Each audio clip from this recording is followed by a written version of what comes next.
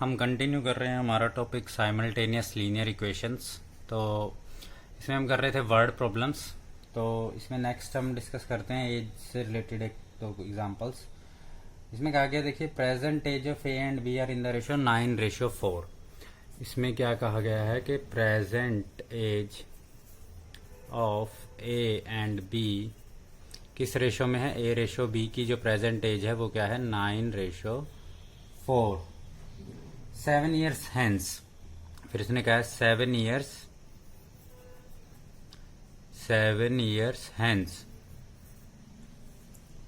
the ratio will be 5:3. ratio will be 5:3. find their present ages.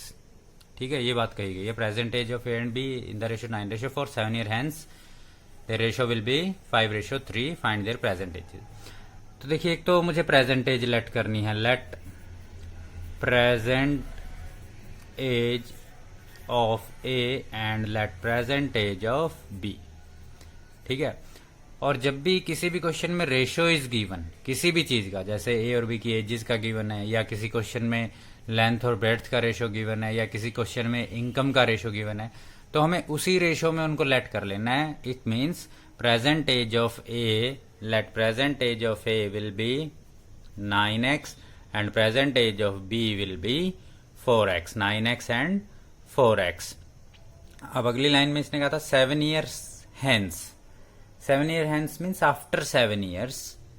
After 7 years की बात अगर करें तो age of A after 7 years will be 9x plus 7. and age of B after 7 years will be 4x plus 7. Clear? मतलब आप जैसे आपकी as अगर 10 ईयर है तो 7 ईयर्स के बाद आपकी एज क्या हो जाएगी? 10 plus 7. अगर किसी की 15 है तो 15 plus 7. तो इसी तरह से जो प्रेजेंट एज थी 9x और 4x, after 7 years it will be 9x plus 7 और 4x plus 7. ठीक है, अब इन्होंने कहा था आफ्टर 7 ईयर्स अगर एजेस का रेशियो लेंगे 9x plus 7 divide by 4x plus 7, अगर 7 ईयर्स के बाद अगर हम एजेस का रेशियो लेंगे तो एजेस का ratio will be 5:3. It will be 5/3. ठीक है, तो इसको हम सोल्व कर सकते हैं by cross multiply and then solving it. अब इसमें क्वेश्चन ये है कि we have used only one variable, कि इसमें तो सिर्फ एक ही वेरिएबल यूज हुआ, दो वेरिएबल क्यों नहीं यूज किए? तो ऐसी बहुत सारी कंडीशंस आएंगी जिसमें आप सिंगल वेरिएबल से भी सोल्व कर सकते हैं और दो वेरिएबल से भी सोल्व कर सकते हैं। अगर इसको दो वेरिएबल से सोल्व करना है तो देखिए यहां पर मुझे क्या चेंजेस करने पड़ेंगे। यहां पर present age of X let कर लूंगा और इसको मैं वाई लेट कर लूंगा। ठीक है, तो इसका मतलब अगर प्रेजेंट एज एक्स और वाई है तो X by Y will be equal to 5/3, इस तरह से लेट हो जाएगा। तो इसको क्रॉस मल्टीप्लाई करोगे, ये फर्स्ट इक्वेशन आ जाएगी मेरे पास, 3x is equal to 5y। ठीक है गाइज, इसी तरह से फिर यहां पर सेकंड इक्वेशन में after 7 years it will be x plus 7 and it will be y plus 7, और फिर इसी तरह से यहां पर नई इक्वेशन क्या बनेगी? x plus 7 by y plus 7 equal to 5/3. Then cross multiplying and substituting the values. तो गाइज वो हम पर डिपेंड करता है कि अगर सिंगल वन वेरिएबल से सोल्व हो रहा है तो हम वन से भी कर सकते हैं, अगर टू की जरूरत है तो हम टू वेरिएबल से भी सोल्व कर सकते हैं। तो इसको हम आगे इक्वेशन बना के सोल्व कर सकते हैं। ठीक है गाइज, अगला डिस्कस करते हैं हम इसमें। क्वेश्चन में कहा गया कि 5 years ago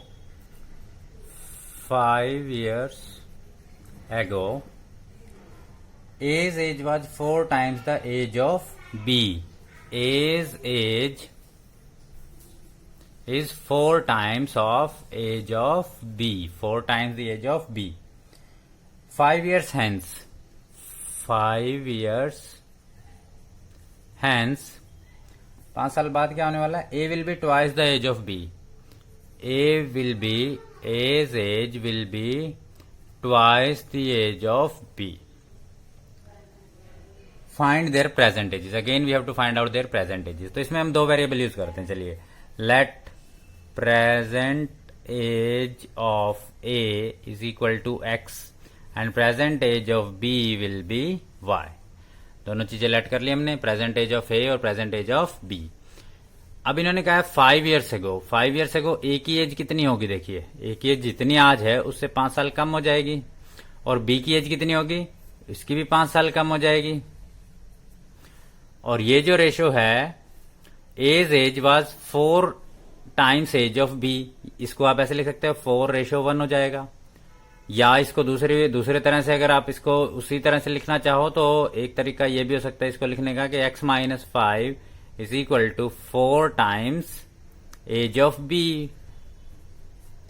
5 साल पहले की बात है, तो 5 साल पहले जो ए की एज थी और 5 साल पहले जो बी की एज है उसमें कहा गया कि age will be 4 times age of B.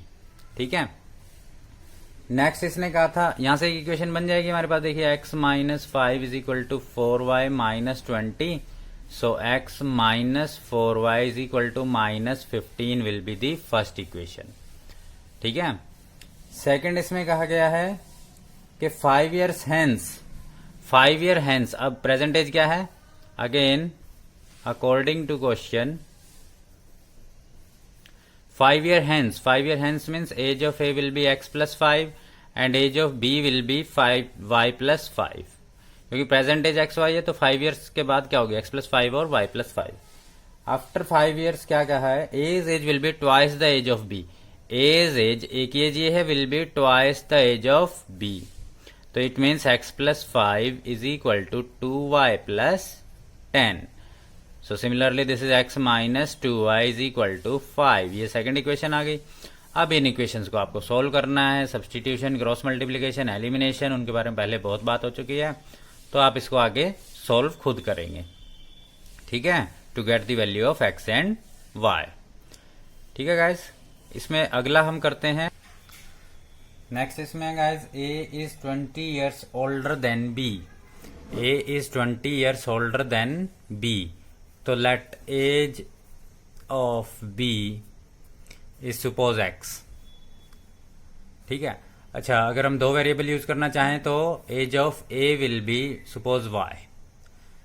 ठीक है, इसमें कहा गया है कि a is 20 years older than b, तो फर्स्ट लाइन से मुझे क्या पता चल रहा है, a is greater than b, तो age of a minus age of b will be 20। यही बात कही गई है ना कि आपसे कोई 5 साल बड़ा है, तो इसका मतलब क्या है कि उनकी एज में से आपकी एज माइनस करेंगे तो 5 ईयर्स आ जाएगा। A is 20 years older than B 5 years ago. 5 years ago में देखिए क्या होता है, again according to question 5 years ago, 5 years एगो मीन्स एक्स भी 5 साल छोटा हो जाएगा, बी भी 5 साल छोटा हो जाएगा और ए भी 5 साल छोटा हो जाएगा। ये हो गया।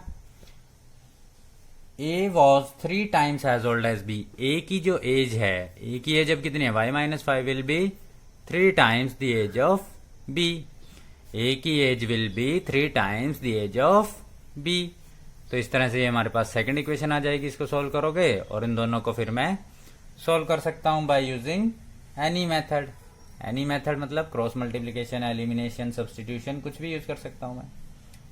ठीक है गाइस, अगला इसमें हम डिस्कस करते हैं। नेक्स्ट इसमें देखिए कहा गया है कि the area of a rectangle gate reduced by 9 square units. अब मुझे पता है कि रेक्टेंगल की बात चल रही है और मुझसे पूछा गया कि dimension of the rectangle find करना है लास्ट में। लास्ट लाइन यही है कि डायमेंशन ऑफ द रेक्टेंगल, तो मैं पहली लाइन लिख देता हूं, late length of rectangle is suppose L and let breadth of rectangle is B। ठीक है, अब इसमें पहली बात कही गई है, area of a rectangle gate reduced by 9 square units if length is reduced by 5 and breadth is increased by 3। अब अगर लेंथ L है, ब्रेड्थ B है, तो इसका मतलब area of rectangle will be L into B। ये बात ठीक है, area of rectangle will be L into B। ठीक है, अब इसके बाद देखिए the area of rectangle gate reduced by 9 square unit if length is reduced by 5। अब हमें लेंथ को रिड्यूस करना है बाय 5 एंड ब्रेड्थ को इंक्रीज करना है बाय 3। लेंथ को रिड्यूस्ड बाय 5, रिड्यूस्ड बाय 5 मतलब 5 यूनिट्स कम कर दिया, and breadth is increased by 3, breadth is increased by 3 मतलब ब्रेड्थ प्लस 3। ये एरिया निकल गया नया, एल की नई वैल्यू L माइनस 5, ब्रेड्थ की नई वैल्यू है B+3, इन दोनों की मल्टीप्लाई तो न्यू एरिया है। New area gets reduced by 9 square units. ये जो एरिया है पहले वाले एरिया से 9 स्क्वायर यूनिट्स कम है। ये जो एरिया है पहले वाला जो एरिया था 9 स्क्वायर यूनिट्स उससे कम है।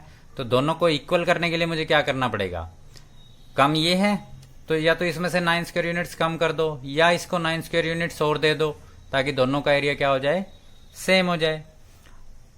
फर्स्ट कंडीशन समझ में आई। लेंथ को 5 यूनिट्स कम करना है, ब्रेड्थ को 3 यूनिट्स इंक्रीज करना है। तो देयर एरिया जो है पहले वाले एरिया से कितना कम है, 9 स्क्वायर यूनिट्स। तो अब इसको अगर मैं सिंप्लीफाई करके देखता हूं, LB plus 3L minus 5B minus 15 is equal to LB minus 9। और LB तो माइनस हो जाएंगे, इधर लाओगे तो LB प्लस माइनस कैंसिल हो जाएगा। तो मेरे पास पहली इक्वेशन क्या बन गई, 3L minus 5B is equal to 6। तो ये मेरे पास क्या बन गया, फर्स्ट इक्वेशन आ गई मेरे पास। ठीक है गाइस, ये क्या हो गई, फर्स्ट इक्वेशन। आगे का आगे, length of rectangle increases by 3 if length is increases by 3 and breadth by 2, breadth by 2, the area increases by 67 square units. The area increases, अब ये एरिया इंक्रीज हो गया पहले वाले से कितना, 67 स्क्वायर यूनिट्स पहले वाले से। अब देखो ग्रेटर कौन है, ये वाला एरिया ग्रेटर है, कितना ग्रेटर है, 67। तो 67 इसमें ऐड कर दो तो दोनों बराबर हो जाएंगे। जिसको जो कम है उसको ज्यादा दे दो, उसको इंक्रीज कर दिया मैंने, पहले जो ज्यादा था उसको कम किया था। तो यहां से मेरे पास एक इक्वेशन ऐसे बन जाएगी, LB plus 2L plus 3B plus 6 is equal to LB plus 67। ये कैंसिल हो जाएगा। So it will be 2L plus 3B is equal to 61। तो ये सेकंड इक्वेशन हो जाएगी हमारे पास। अब इन दोनों को फिर से एलिमिनेशन सब्स्टिट्यूशन कुछ भी करके क्रॉस मल्टीप्लिकेशन करके मैं सोल्व कर सकता हूं to get the answer. Clear guys? इसमें दिया हुआ है कि largest angle of a triangle is twice the sum of other two and smallest is 1/4 of the largest. इसमें मुझे क्या दिया हुआ है, largest angle is twice the sum of other two and smallest is 1/4 of the largest। मुझे find करने हैं all the angles. चलिए, अब मुझे पता है कि 3 एंगल्स होते हैं ABC। ठीक है, let these are the angles of the triangle. तो एक बात तो मुझे पता है कि sum of all 3 should be 180 degree because this is angle sum property. ठीक है, मैंने डायरेक्ट शुरू कर दिया इक्वेशन बनाना। आपको पहली लाइन में लिखना है कि let one angle is A other is B C. ठीक है, और मान लीजिए हमने इस ऑर्डर में लेट किया है कि सबसे बड़ा एंगल कौन है, सी है। ठीक है, largest is twice the sum of other two. इसका मतलब ये हो गया largest is twice the sum of other two. First line का मतलब यही है, largest angle is twice the sum of other two. तो यहां से इस सेकंड इक्वेशन से मैं क्या करता हूं, देखिए C जो है मेरे पास A प्लस बी जो है C/2 will be A plus B. यहां से देखिए सेकंड इक्वेशन से 2 इधर आ गया तो A plus B is equal to C/2। तो मैं यहां पर लिख देता हूं C/2 plus C will be 180 degree. From this we can find out value of C। Value of C कैसे फाइंड करेंगे, 2 से मल्टीप्लाई कर दीजिए सभी पूरी इक्वेशन को। सो 3C will be equal to 180 into 2, so C will be divided by 3 हो जाएगा। 3 हो जाएगा तो यहाँ पर कितना आ जाएगा, 120। या सिंपल मैथमेटिक्स है। तो C will be कितना, 120 डिग्री। सो C हमारे पास आ जाएगा 120 डिग्री।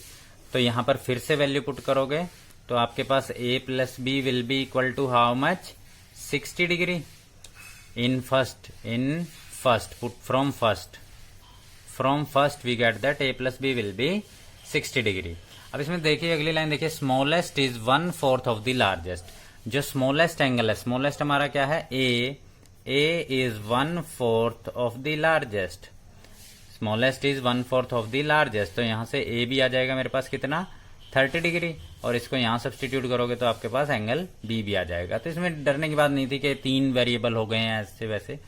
हम सिंपल जो हमारे मैथमेटिक के रूल हैं उनके अकॉर्डिंग करते जाएंगे तो हमारा आंसर आ जाएगा। ठीक है, अगला इसमें देखिए इसमें कहा गया कि एक बोट है, it goes 30 kilometre upstream and 44 kilometre downstream. तो पहले तो अपस्ट्रीम का मतलब लिखते हैं हम क्या है।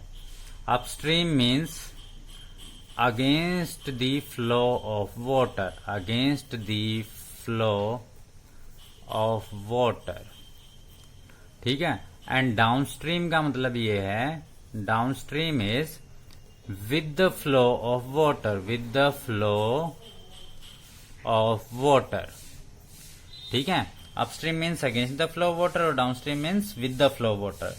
तो एक बोट गई है 30 kilometre upstream means against the flow of water, और फिर वो वापस आई है 44 किलोमीटर डाउनस्ट्रीम। कितना टाइम लग गया उसको? 10 आवर्स, ठीक है। इसी तरह से उसको जब वो 40 किलोमीटर अपस्ट्रीम जाती है और 55 किलोमीटर डाउनस्ट्रीम जाती है तो उसको कितना टाइम लग जाता है? 13 hours. We need to find out speed of boat in still water and speed of stream. ये दो चीजें पूछी गई हैं देखिए मुझे क्वेश्चन में, कि एक तो स्ट्रीम की स्पीड मतलब पानी की स्पीड क्या है, ठीक है, और speed of boat in still water means boat की खुद की स्पीड क्या है, ठीक है। देखिए अपस्ट्रीम जब हम जाएंगे, against the flow of water जब हम जाएंगे तो हमारी जो भी स्पीड है वो रिड्यूस हो जाएगी, क्योंकि हमें पानी की स्पीड के अगेंस्ट काम करना है। उसी तरह से जब हम डाउनस्ट्रीम जाएंगे, विद द फ्लो जाएंगे, तो हमारी स्पीड इंक्रीज हो जाएगी, क्योंकि हमें वाटर भी पुश करेगा हमें आगे बढ़ने के लिए। तो अपस्ट्रीम में स्पीड कम होगी और डाउनस्ट्रीम में हमारी इफेक्टिव स्पीड जो है वो ज्यादा होगी। तो मैंने कहा let speed of boat in still water, still water is suppose x and speed of stream is y। Speed of boat in still water is x। Still water में पानी की स्पीड क्या है? x है, और स्ट्रीम की speed क्या है? y है। तो इसका मतलब यह हुआ कि जब हम अपस्ट्रीम जाएंगे, स्पीड इन अपस्ट्रीम, अपस्ट्रीम में हमारी स्पीड क्या हो जाएगी? देखिए upstream will be against the flow, तो x की जो स्पीड है वो कम हो जाएगी। कितनी कम हो जाएगी? क्योंकि वो पानी उसको वापस पुश करेगा। So x minus y will be the speed in upstream, और speed in downstream will be, जो हमारी स्पीड थी उसमें पानी का भी सहयोग रहेगा, सो x प्लस वाई। तो अब देख लीजिए पहली कंडीशन, देखिए टाइम मुझे गिवन है 10 आवर्स, 30 किलोमीटर अपस्ट्रीम, तो कितना टाइम लगेगा उसे देखिए। Time taken in upstream, distance upon speed will be the time taken, plus 44 kilometre downstream, तो distance upon speed will be the time taken, और ये मिलके कितना हो जाएगा? 10 आवर्स।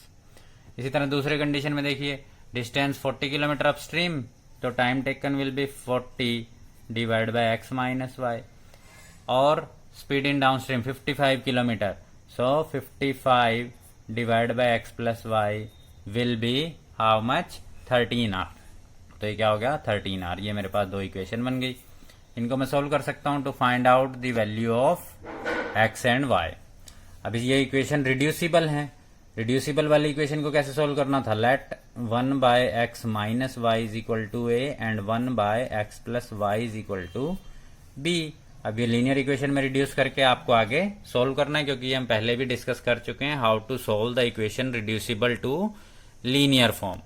ये बात समझ में आई या नहीं आई? अपस्ट्रीम में क्या है? वाटर विल, जो हमारी स्पीड है उसको against the flow of water जाना है, तो हमारी स्पीड में से पानी की स्पीड कम हो जाएगी। जब डाउनस्ट्रीम जाएंगे तो हमारी स्पीड और पानी की स्पीड दोनों मिल जाएंगी, तो x प्लस वाई हो जाएगा, ठीक है। इसी तरह से अगर हमारे पास ये देखिए, ये तो होगी स्पीड, और डिस्टेंस कितना किलोमीटर है? 30, तो टाइम टेकन क्या हो जाएगा? Distance upon speed, plus 44 kilometre फिर से डिस्टेंस है अपॉन स्पीड, तो 45 divide by x plus y is equal to 10। तो इस तरह से हमने ये इक्वेशन बनाई है और इनको हम फर्दर सोल्व कर सकते हैं, ठीक है गाइस। तो आज आपकी जो वर्कशीट आएगी वो इन्हीं क्वेश्चंस, इन्हीं टॉपिक्स के बेस पे आएगी। तो I hope you will do it. Thank you.